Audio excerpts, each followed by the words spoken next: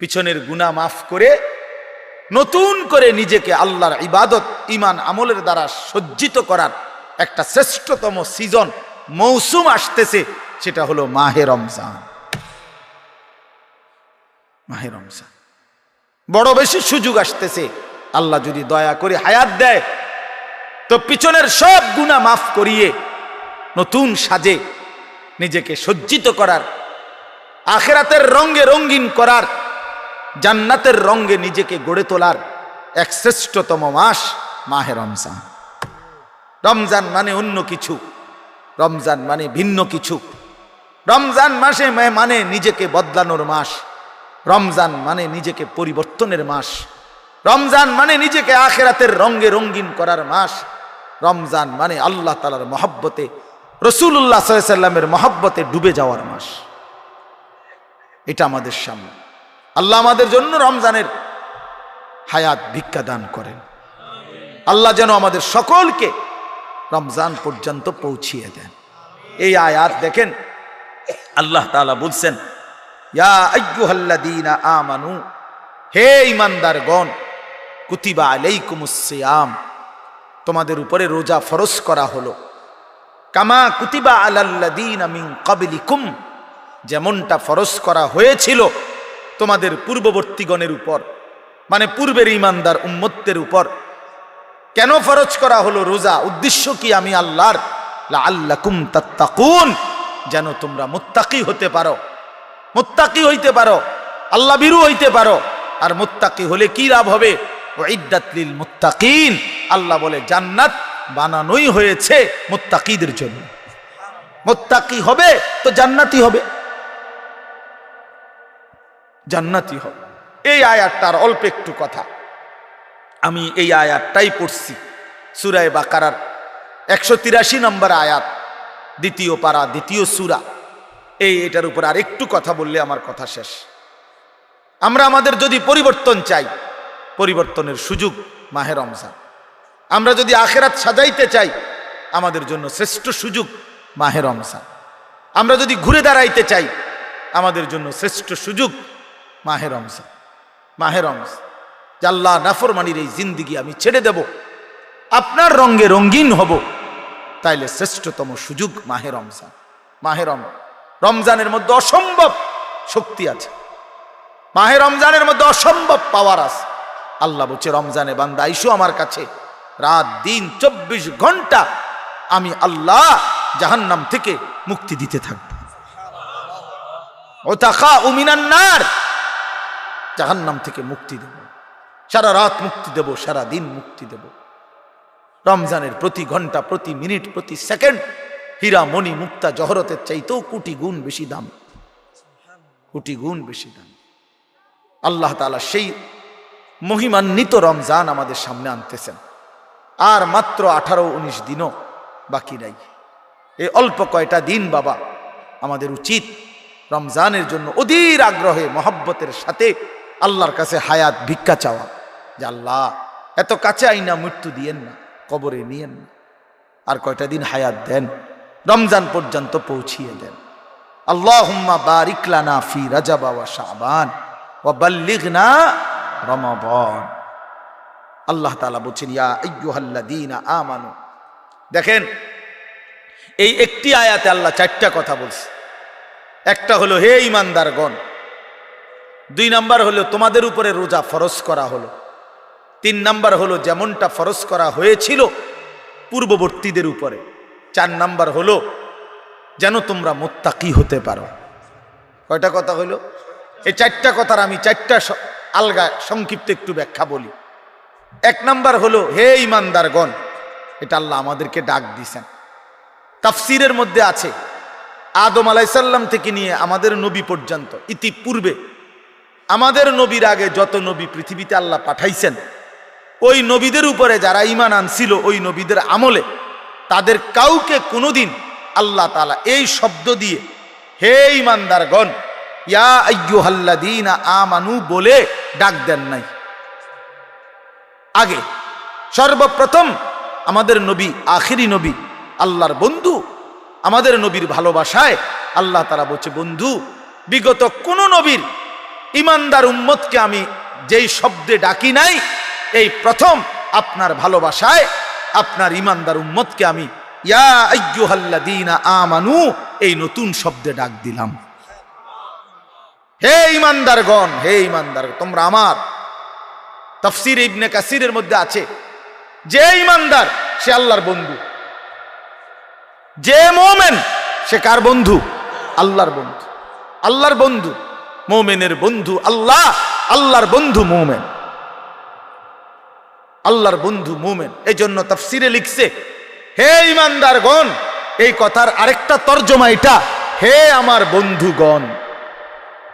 আল্লাহ যেন ডাক দিয়া বলছে, হে আমার বন্ধুগণ, তোমরা আমার বন্ধু, তোমরা আমার।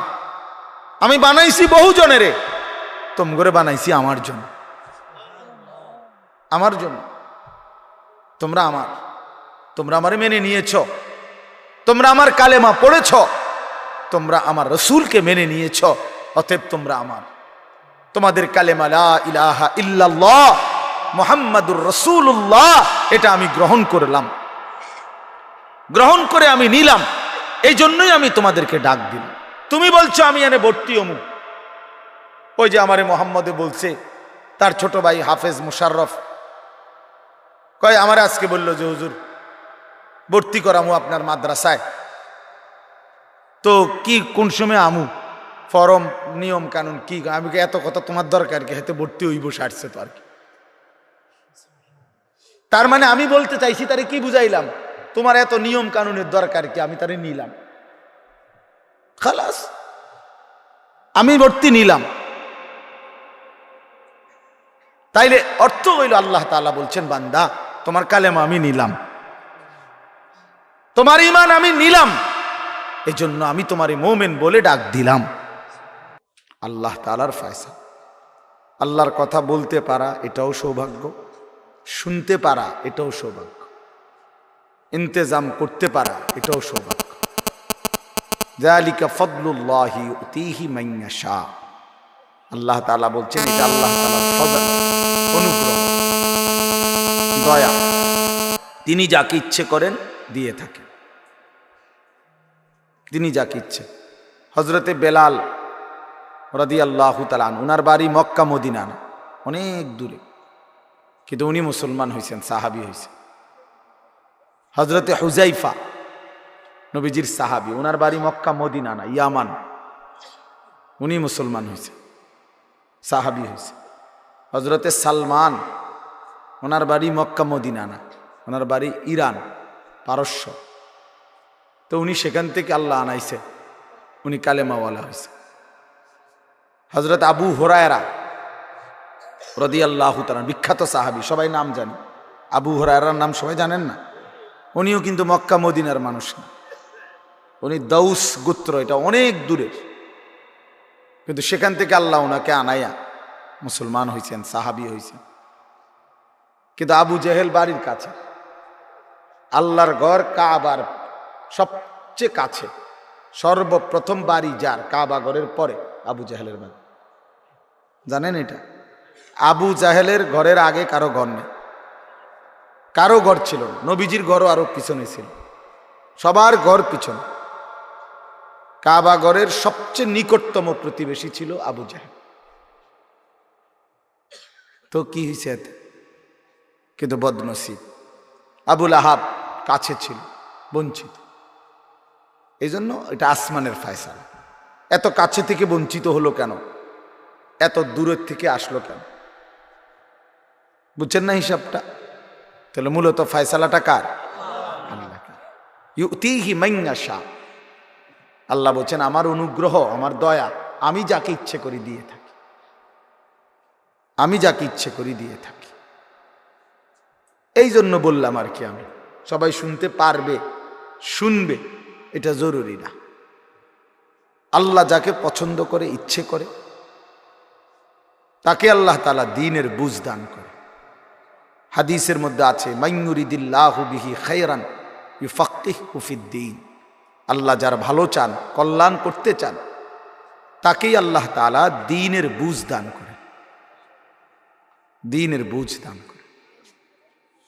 নবীজি বলেন, ইজা আরাদাল্লাহু বিআবদিন খায়রান ইস্তা'মালাহু, আল্লাহ যখন তার কোনো বান্দার ব্যাপারে ভালোর ফয়সালা করে তো আল্লাহ তাআলা তাকে কাজে লাগান। সাহাবীরা জিজ্ঞেস করছে, কিভাবে কাজে লাগান? কাইফা ইস্তা'মিলুহু, হে আল্লাহর রাসূল, আল্লাহ তাকে কাজে লাগান কিভাবে?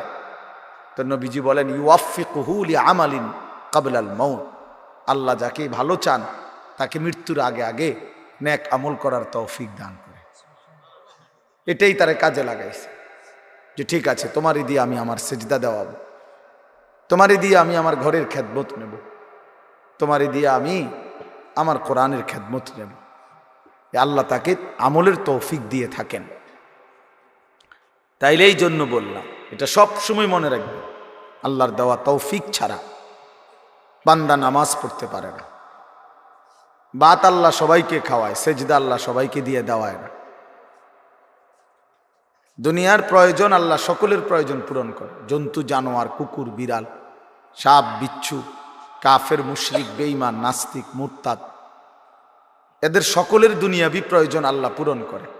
এই খানা পিনা, পেশাব পায়খানা, হ্যাঁ জরুরত, এগুলো তো আল্লাহ তাআলা জন্তু জানোয়ারেরও পূরণ করে। কিন্তু সেজদা, আল্লাহর গোলামি, আল্লাহর ইবাদত সবাইকে দিয়ে আল্লাহ করায় না। আল্লাহ যাকে পছন্দ করে, ইচ্ছে করে, তাকেই আল্লাহ তাআলা তার দ্বীনের জন্য কাজে লাগায়, আল্লাহর ইবাদতের তৌফিক দান করে। এই জন্য এটা সবসময় মনে রাখতে হবে। নবী সাল্লাল্লাহু আলাইহি ওয়াসাল্লাম দোয়া করতেন যে আল্লাহ আমার ইবাদত, আপনার ইবাদত সুন্দরভাবে করার জন্য আপনি আমারে সাহায্য করেন। আপনি সাহায্য না করলে হবে না, আপনি তৌফিক না দিলে হবে না। আল্লাহুম্মা লা মানিআ লিমা আ'তাইতা, আপনি দিলে বাধা দিবে কে? আপনি না দিলে দিবে কে? আপনাকে বাদ দিয়ে কারো কোনো চেষ্টায় কি লাভ হবে? কোনো লাভ হবে না। এই জন্য এটা অনেক বড় ইহসান, আল্লাহ তাআলার দয়া। আল্লাহ যাকে পছন্দ করেন, ইচ্ছে করেন, দয়া করেন, আল্লাহর ইচ্ছা হয় আল্লাহ তাকে কোরআন পড়তে দেয়, দ্বীন মানতে দেয়, আল্লাহকে সেজদা করতে দেয়। আর এমনি বাকিদেরকে আল্লাহ খাওয়ায় পড়ায়, এটা একটা কমন ব্যাপার। আল্লাহ তাআলা বলছেন, আমি অনুগত অবাধ্য সবাইকেই খাওয়াই, কাফের মুশরিক বেঈমান কারো রিজিক দুনিয়াবি আমি আটকাই না। এই জন্য আল্লাহ তাআলা ফেরাউনকেও রিজিক দিছে, মুসা নবীকেও রিজিক দিছে না? নমরুদকেও রিজিক দিছে, ইব্রাহিম আলাইহিস সালামকেও রিজিক দিছে। আল্লাহ তাআলা আবু জেহেল আবু লাহাবকেও রিজিক দিছে, নবী সাল্লাল্লাহু আলাইহি ওয়াসাল্লামকেও রিজিক দিছে। তাহলে দুনিয়ার প্রয়োজন সকলের পূরণ করছে, সকলের। কিন্তু আখিরাত সমান না, আখিরাত ভিন্ন। আখিরাত শুধুই ঈমানদারের। পরকালের সুখ শান্তি নিয়ামত শুধুই ঈমানদারের, শুধুই সেজদাওয়ালার। কোরআন শরীফে আছে, আল্লাহ তাআলা বলবে, কুলু ওয়াশরাবু হানিআম বিমা কুনতুম তা'মালুন, আমার বান্দা বিগত জীবন দুনিয়াতে যে আমল করছো তার বিনিময়ে আজকে জান্নাতে খাও, পান করো, ওগুলোর বিনিময়ে। কুলু ওয়াশরাবু হানিআম বিমা আসলাফতুম ফিল আইয়ামিল খালিয়া, আল্লাহ বলেন জান্নাতীকে বলবে, বান্দা নিশ্চিন্তে আরামসে দুনিয়ার জীবন যে তুমি নেক আমল করেছো তার বিনিময়ে আজকে আরামসে নিশ্চিন্তে নির্বিঘ্নে আমার জান্নাতে খাও এবং পান করো। জাযাআম বিমা কানু ইয়ামালুন, আল্লাহ তাআলা বলেন জান্নাতের এই নিয়ামত বান্দা তোমাকে দিলাম কিসের বিনিময়? জাযাআম বিমা কানু ইয়ামালুন, ওই যে দুনিয়ায় আমল করেছিলে তার বিনিময়। এ তোমার সেজদার বিনিময়, এ তোমার রুকুর বিনিময়, এটা তোমার জিকিরের বিনিময়, আমার গোলামির বিনিময়, আমার বন্দিগির বিনিময়। এই জন্য আখিরাত শুধুই মোমেনের জন্য, পরকাল শুধুই ঈমানদারের জন্য। এই জন্য আল্লাহ তাআলার তৌফিক ছাড়া বান্দা আমল করতে পারে না, নামাজ পড়তে পারে না, সেজদা দিতে পারে না। কত ছেলে দেখেন না, চোখের সামনে এক ওয়াক্ত নামাজ পড়ে না, জানেও না সে মানুষের বাচ্চা নাকি জানোয়ার এটাও জানে না। হাইওয়ান কিনা না মানুষ বলতে পারে না। কে পাঠাইলো, কেন পাঠাইলো, কে সৃষ্টি করলো, কেন সৃষ্টি করলো, কি জন্য আসলো, কিচ্ছু জানে না, কিছুই জানে না। লক্ষ্য উদ্দেশ্যহীন, গন্তব্যহীন এক পাগল, মাতাল, ছাগল, যা মন চায় তাই করে, যা মন চায় তাই। এটা জিন্দিগি আর কি। এই তো লক্ষ্য উদ্দেশ্যহীন জীবন, জন্তু জানোয়ারের জীবন। মুসলমান তো তাকে বলে যার সুনির্দিষ্ট গন্তব্য জানা আছে। ইমানদারের গন্তব্য জানা আছে যে আমার গন্তব্য কোথায়, আমার এটা হায়াত, এরপরে আমার মৃত্যু, কবর, এরপরে আমার হাসরের মাঠ, এরপরে আমার মিজান হিসাব, এরপরে আমার ফুলসেরাত, এরপরে আমার জান্নাত। আমার টার্গেট জানা আছে, আমার গন্তব্য জানা আছে। আমি থামবো সেদিন, জান্নাতে যাব যেদিন। আমার টেনশন দূর হবে সেদিন, আমি জান্নাতে ঢুকবো যেদিন। ওয়াকালুল হামদুলিল্লাহিল্লাযী আযহাবা আন্নাল হাযান। কোরআনুল কারীমের মধ্যে আছে, আল্লাহ তাআলা বলেন জান্নাতি বান্দা জান্নাতে ঢুকে বলবে, আল্লাহ আপনার প্রশংসা করছি, আজকেই আমার চিন্তা পেরেশানি জীবনের তরে শেষ হলো। আজ আমি জান্নাতে ঢুকলাম, এবার আমি নিশ্চিন্ত হলাম, নিশ্চিন্ত হলাম, আর কোনোদিন এই জান্নাত থেকে বের হতে হবে। আল্লাহ তাআলা বলেন আর কখনোই এখান থেকে বের হইতে হবে না। খালিদিনা ফিহা আবাদা, চিরস্থায়ী। চলেন বাপ, তো এই জন্য বললাম নিজেদের ছেলে, নিজেদের মেয়ে, নিজেরাও ইনসাফের সাথে ভাইবেন যে আপনি আখেরাত চিনেন কিনা। আপনার ছেলে মেয়েগুলো যেই জীবন পরিচালনা করতেছে, এতে কি মনে হয়, এতটুকু আন্দাজ করা উচিত যে আমার ছেলে আসলে আখেরাত চিনে কিনা, আমার ছেলের সামনে কোনো গন্তব্য আছে কিনা, নাকি এই মোবাইল, নারী, ছবি, জিনা, ব্যভিচার, মদ, জুয়া, নাচ, গান, উলঙ্গ দৃশ্য, হালাল হারামের কোনো বাজ বিচার নাই, পাক নাফাকের কোনো বাজ বিচার নাই, লজ্জা শরম হায়া কিচ্ছু নাই। যখন যা যা মন চায় খাইতেছে, হ্যাঁ, যা মন চায় তাই করতেছে। তো এই খামখেয়ালি জীবন, যখন যা মন চায় তাই, হালাল হারাম, জায়েজ না জায়েজের জীবন, যার পার্থক্য নাই, আল্লাহ তাআলা কোরআনে বলছে তার উদাহরণ হলো ফামাসালুহু কামাসালিল কালব, কুত্তার মতো। হ্যাঁ, এটা কোরআন শরীফের আয়াত। ওই জীবন কুত্তার জীবন, কুকুরের জীবন। এই জন্য আমি সবসময় এটা বুঝি, বেনামাজির জিন্দিগি কুত্তার জিন্দিগি। এই ফজরের নামাজ না পড়ে যে জানোয়ারগুলো ঘুমায় থাকে, এগুলা কুকুরের জিন্দিগি। খালাস। এই সুদখোরগুলো যে জিন্দিগি কাটায়, এগুলো কুকুরের জিন্দিগি কাটায়। এই হারামখোরগুলো যে জীবন কাটায়, এটা জানোয়ারের জীবন কাটায়। হ্যাঁ, কোরআন শরীফের আয়াত এটা। ওয়াত্তাবাআ হাওয়াহু ফামাসালুহু কামাসালিল কালব। আল্লাহ বলছে মনের ইচ্ছা মতো যে চলে, আল্লাহর হুকুমের পরোয়া করে না, হালাল হারাম এর পার্থক্য যে মানে না, আল্লাহ বলছে তার উদাহরণ কামাসালিল কালব, কুত্তার মতো, কুকুরের মতো। ইন তাহমিল আলাইহি ইয়ালহাস আও তাতরুকহু ইয়ালহাস।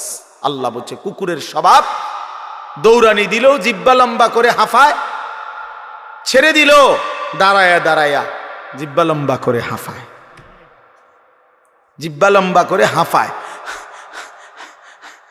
এমন করে। এই কুকুরের স্বভাব।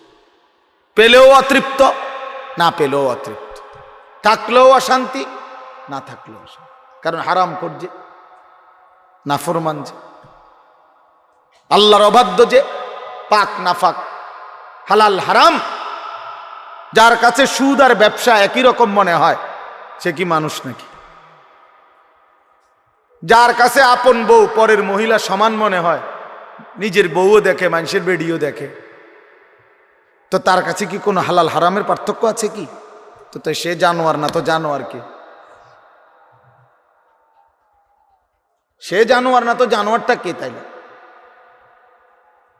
বলে, ইনসাফের কথা বলে, নাহলে বিচারে কর কি কয়।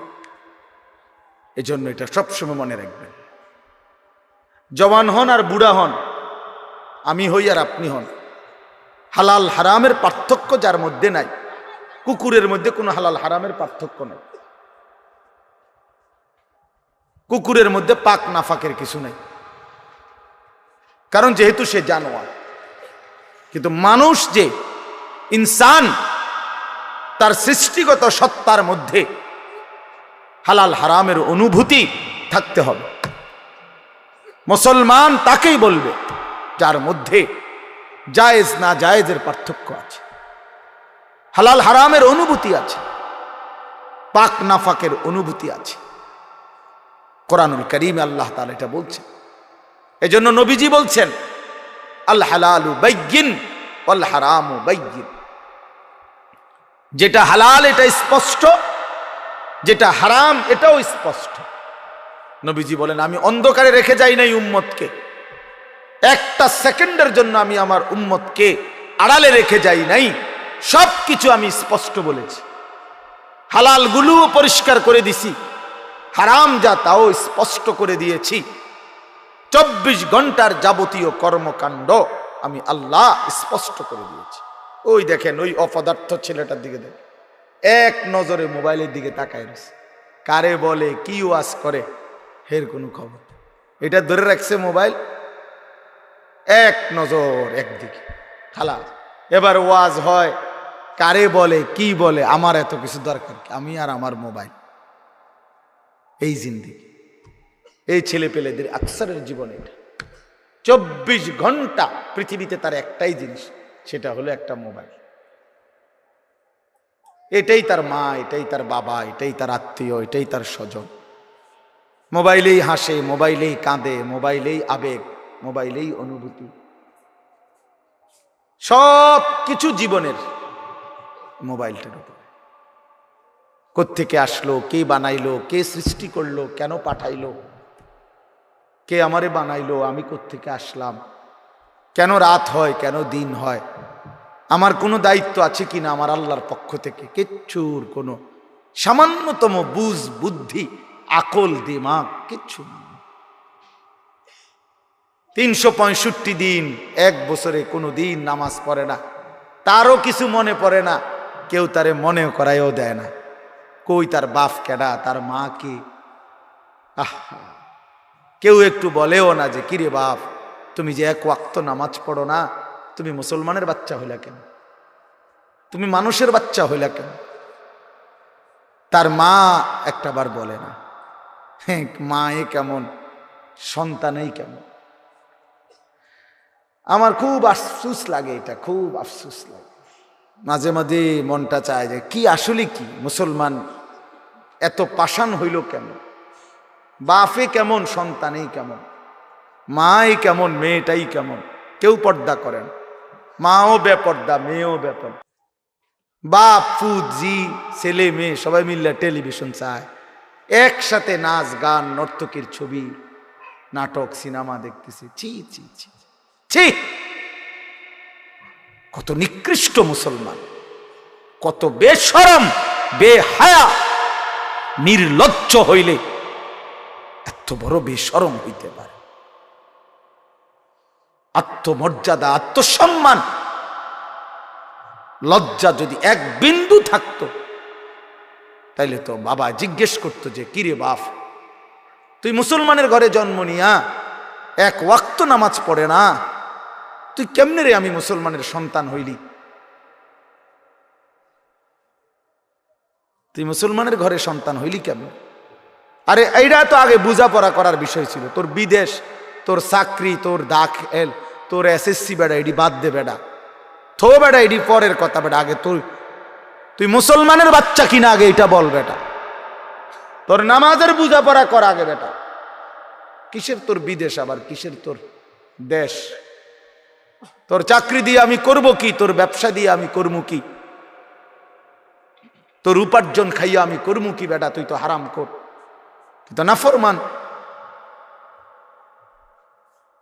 এতটুকু যদি বিবেক বাবার না থাকে, সেটা কেমন বাপ, এ কেমন অভিভাবক, এ কেমন মুসলমান মা বাবা, যাদের হৃদয়ে এই কথা আসলো না?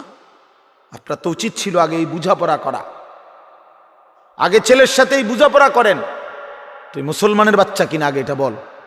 মুসলমানের বাচ্চা 16 বৎসরে এক ওয়াক্ত নামাজ ছাড়া থাকে কেন? কথা বলেন, ইনসাফ কি বলে? ইনসাফের কথা বলেন, বিচারের কথা বলেন। ছেলেগুলোকে আপনারা এভাবে ছেড়ে দিলেন, আর তোমরা ছেলেরাও বাবা এভাবে নষ্ট হয়ে গেল। অনাদরে, অবহেলায় এমন সুন্দর জীবন, এমন সুন্দর যৌবন, শরীর, স্বাস্থ্য সব শেষ করে দিলা। একবারও মনে পড়লো না তোমারও তো শেষ আছে বাপ। রাত যেমন ভোর হয়, দিন যেমন রাত হয়, তোমারও হায়াতও একদিন শেষ হয়। প্রতি ঘন্টা, মিনিট, সেকেন্ড যায় মানে তোমার হায়াত যায়, আমার হায়াত যায়, ঠিক না? তো আল্লাহ আমাদেরকে বুঝ দান করেন। এজন্য বাপ আমরা ভাবা উচিত, আমাদের এটা ফিকির করা উচিত। এ ছোটরাও, বড়রাও, মাঝ বয়সীরাও, এত লাগাম ছাড়া মানুষ হয় না। মুসলমানের জীবন এত বড়, জন্তু জানোয়ারের মতো হওয়ার কথা না বাবা। হ্যাঁ, গুনাহ হইতে পারে, গুনাহ আমারও আছে, আপনাদেরও আছে, গুনাহ হইতে পারে, হবে। সেটা হলো হুচট খাওয়া। মানে চলার পথে আমি 10 কিলো পথ হাঁটলাম, আমি 30 কিলো পথ গেছি এক জায়গা থেকে আরেক জায়গায়। তো এই চলার পথে হয়তো একবার আধবার পড়ে যাইতে পারি, পিছলা খাইতে পারি, ঠিক আছে, এটা হইতে পারে। কিন্তু আমি বুঝি 30 কিলোমিটার একেবারেই পড়ে রইলাম, পিছলা খাইয়া রইলাম, তাহলে ভুল আমার হইতে পারে, গুনাহ আমার হইতে পারে। আমার 6 মাসে কোনোদিন নামাজ ছুটে যাইতে পারে। আমি জীবন চলার পথে কখনো কাউকে রাগ করতে পারি, গালি দিয়া লাইতে পারি, এটা তো হওয়া স্বাভাবিক, হইতে পারে। কিন্তু লাগাতার প্রতিদিন একরকম, এটা মুসলমান? কথা বুঝছেন কিনা আমার? আপনি বুঝি এখানে প্রত্যেক দিন মিশা কথা কইবেন, আপনি বুঝি প্রতিদিন সুদ খাইবেন, আপনি বুঝি প্রত্যেক দিন ওজনে কম দিবেন, এটা বুঝি মুসলমান? আপনি বুঝি একদিনও নামাজ পড়তেন না, আপনি বুঝি 365 দিনে কোনোদিন ফজরের নামাজ পড়তেন না, এটা মুসলমান? তো এটা তো হুচট খাওয়া না, এটা তো গাদ্দারি, এটা তো ইচ্ছা করে ঠান্ডা মাথায় ধীরে সুস্থে ভেবে চিনতে আল্লাহর সাথে গাদ্দারি করতেছে, আল্লাহরে বুড়া আঙ্গুল দেখাইতেছে যে দেখো কইলা কেন সেজদা দিতাম না, চাই কিতা করতাম। আল্লাহ বলবে অসুবিধা নাই বান্দা, বাতে না খাও, আর তো বেশি কিছু না, দুগা খানাই তো খাও আর ঘুম যাও, খানা তো কুত্তাও খায়। তবে মনে রাখো কবরে আইসো, একটা লাথি দেওয়া মু ফেরেস্তারে দিয়া, একটা লাথি, এক লাথিতে বুঝবা আমার নাফরমানির শাস্তি কি। কাল্লা সাউফা তা'লামুন সুম্মা কাল্লা সাউফা তা'লামুন। আল্লাহ বলে বান্দা কবরে আইসো, আমি বুঝায় দেব আমার নাফরমানির শাস্তিটা কি। ফেরেশতা 2 কান বরাবর, আল্লাহর নবী বলছেন নাফরমানের কবরে ফেরেশতা ফায়াদরিবু দারবাতান বাইনা উযুনাইহি, 2টা কান বরাবর ঘাড়ের মধ্যে প্রত্যেকটা আঘাত করবে লোহার হাতুড়ি দিয়ে। ফায়াসিহু সাইহাতান, নাফরমান কবরে এত জোরে চিৎকার করবে, ইয়াসমাউহা মান ইয়ালিহি ইল্লা সাকালাইন। আল্লাহর নবী বলেন দুনিয়াবাসী, মানুষ এবং জিন ব্যতীত আল্লাহর সব সৃষ্টি ওই বেঈমানের কবরের চিৎকার শুনতে পাবে, এমন জোরে চিৎকার দিবে। একটা একটা আঘাত এভাবেই চলবে কিয়ামত পর্যন্ত, এভাবেই চলবে কিয়ামত পর্যন্ত। আল্লাহর নবী সাল্লাল্লাহু আলাইহি ওয়াসাল্লাম বলেন, নাফরমান পাপীকে যখন কবরে রাখা হবে, তিনটা প্রশ্নের উত্তর যখন নাফরমান দিতে পারবে না, সাথে সাথে কবর তারে এত জোরে একটা চাপ দিবে, একটা চাপ দিয়া ডান পাশের মাটি বাম দিকে, বাম দিকের মাটি ডান পাশে চলে আসবে, হাত্তা তাখতালিফা আদলাউহু। আল্লাহর নবী বলেন, ডান পাশের পাজরের হাড্ডি ভাইঙ্গা বাম পাশে ঢুকে যাবে, বাম পাশের হাড্ডিগুলো ভাইঙ্গা ডান পাশে ঢুকে যাবে। নবীজি দেখায় দিছে হাত্তা তাখতালিফা আদলাউহু, এইভাবে দুই আঙ্গুল একটা যেমন আরেকটার মধ্যে ঢুকে যায়, আল্লাহর নবী বলেন এভাবে পাজরের হাড্ডি একটা আরেকটার মধ্যে ঢুকে যাবে। কি বাপ মনে করছো তোমারে এমনে এমনে ছেড়ে দিব? কি মনে করছো যার ভাত খাইলা তার বুঝি হিসাব দিতে হবে না? কি মনে করছো মুফত এটা? হ্যাঁ, কার পানি পান করেছো, কার ভাত খেয়েছো, কার আসমান, কার জমিন, কার চন্দ্র, কার সূর্য ব্যবহার করেছো বান্দা? কার এটা? তোমার আব্বার। শরীরটা তোমার বাপের নি, চোখ নাক কান তো তোমার আল্লাহর। আলাম নাজআল লাহু আইনাইন ওয়া লিসানান ওয়া শাফাতাইন। আল্লাহ বলে, বলো না বান্দা আমি কি দুইটা চোখ দেই নাই? ওহ বাবা কথা কয় না। আমি কি জিহ্বাটা দেই নাই? আমি কি দুইটা ঠোঁট দেই নাই? তো উত্তরে কি বলবেন? যে না দেন নাই। কি বলবেন? কথা বলেন। তো এই কথা বলার হিম্মত আছে কারো? যে আল্লাহ আপনি চোখ দেন নাই, আপনি ঠোঁট দেন নাই?